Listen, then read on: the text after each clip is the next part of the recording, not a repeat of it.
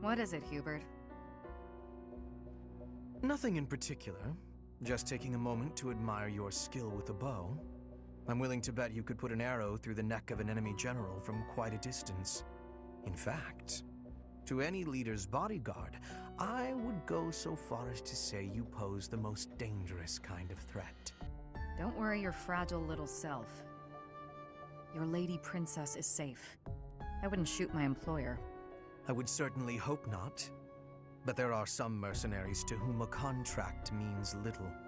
And you would do well to remember that Lady Edelgard is no mere princess. You should take care to learn the proper form of address for your employer. I said lady. I already told you, I'm not going to break the princess's contract. What did I just say? Proper address, right. Next time. My patience has limits, you know. For the moment, you may stand in Lady Edelgard's good graces. But if you become a problem, I will not hesitate to eliminate you. You're unstable, Hubert. Be careful who you threaten. I don't take kindly to those who get in the way of my contracts. Is that a threat? Just some advice.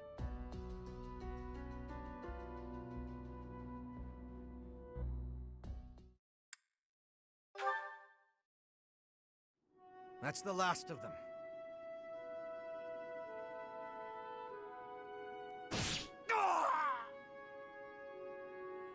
Another threat to Her Majesty? Who's there? It's me.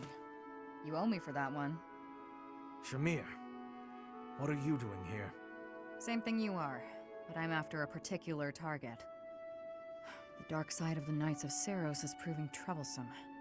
I should have known, having been one. I was negligent. I had thought we'd sufficiently thin the numbers of these scum. Seems I was mistaken. In any case, you have my thanks. Save it. Just doing my job. Even so, killing your former allies. Do you feel no remorse whatsoever? You wouldn't, so I ask. You are not me. Answer the question. What's it matter? I owed a debt to Rhea. I served in the Knights of Seiros to repay her. I repaid that debt, now I'm here. I'm sure it was considered dishonorable of me to leave, but that's none of my concern. I have no connection to the Seiros faith, nor to the ways of Foglin. That's right. You're from Dagda. Well, consider me glad you're on the right side. At least for the time being. You worry too much. Watch out, or it'll be the death of you.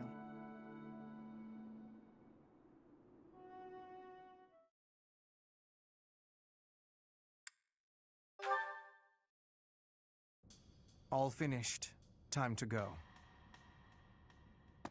You really must stop sneaking up on me, Shamir. And what if I don't? I can take you. Maybe. Either way, it's a waste to fight an ally.